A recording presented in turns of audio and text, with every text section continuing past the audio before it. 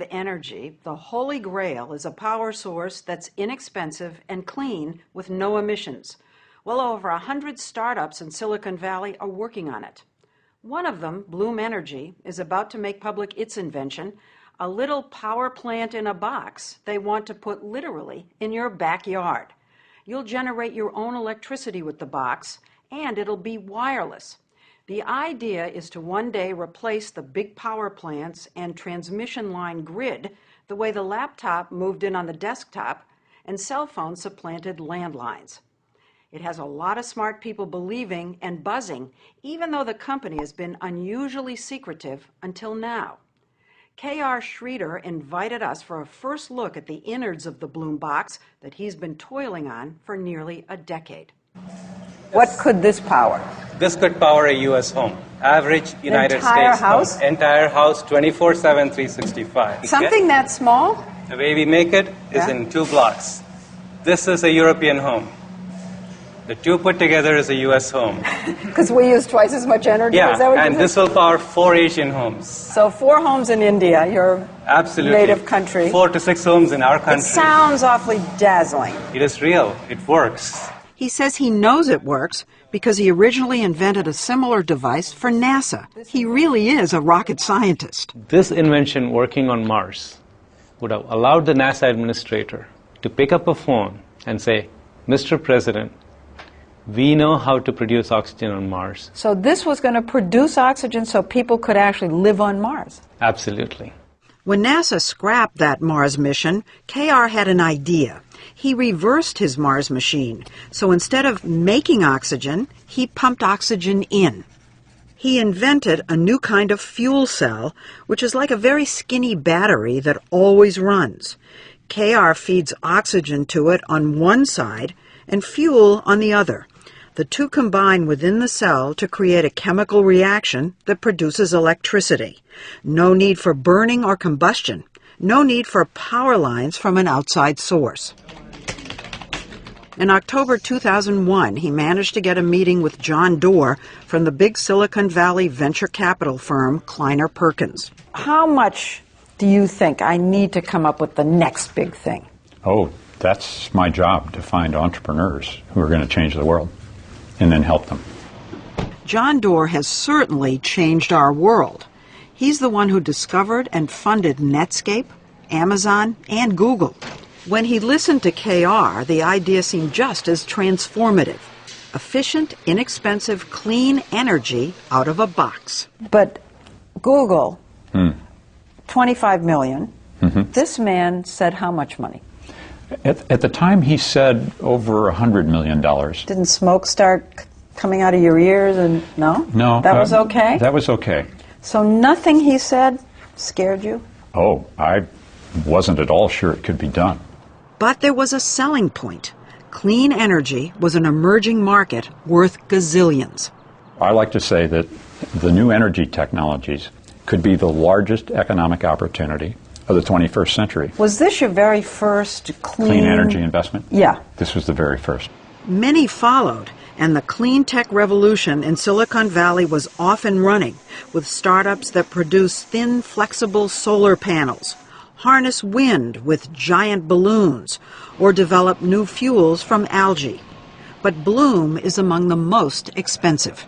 I heard actually so far, not just from Kleiner Perkins, but total $400 million. You're in the ballpark. With that kind of money comes a lot of buzz. In Silicon Valley, every time a company raises over $100 million and they haven't come out with a product yet, everybody starts getting the heebie-jeebies. Michael Kanellis is the editor-in-chief of the website Green Tech Media. You're very skeptical. I can see this, obviously. I'm skeptical, I'm hopeful, but I'm skeptical because people have tried fuel cells for, since the 1830s.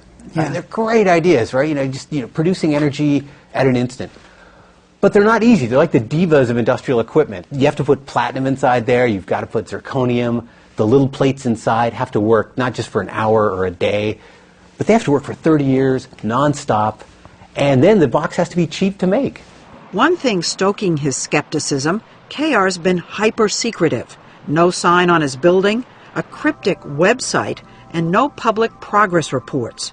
Given the stealthiness, we were surprised when KR showed us for the very first time how he makes the secret sauce of his fuel cell on the cheap. Actually, I feel like I'm on a cooking show. You're Martha Stewart. Absolutely. So let's take that cooking analogy. Okay.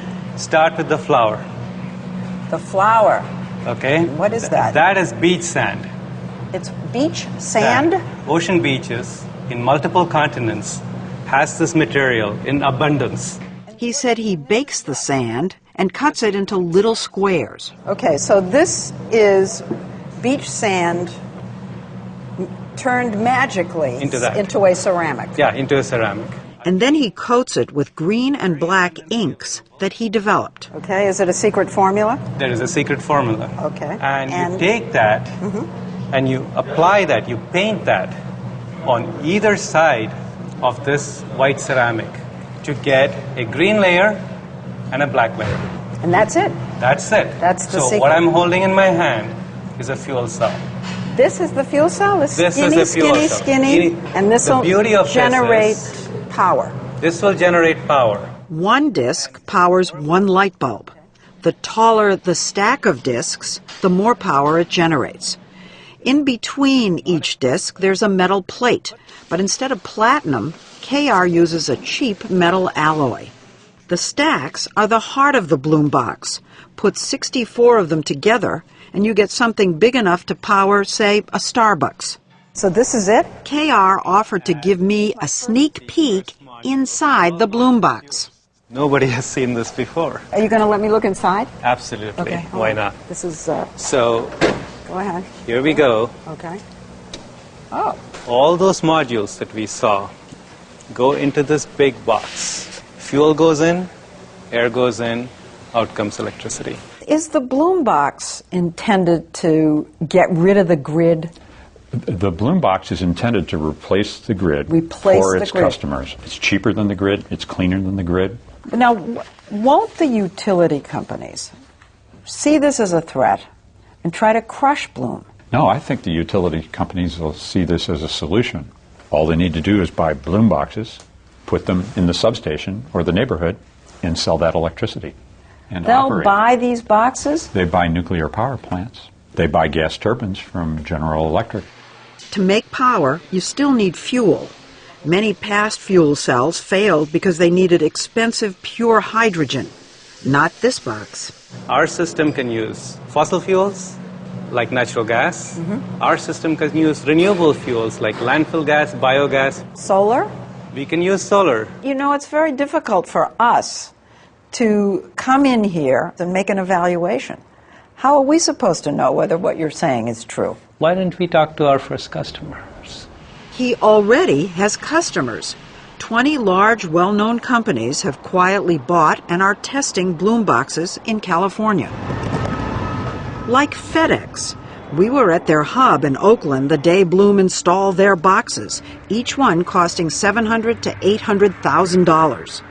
One reason the companies have signed up is that in California, 20% of the cost is subsidized by the state, and there's a 30% federal tax break because it's a green technology. In other words, the price is cut in half.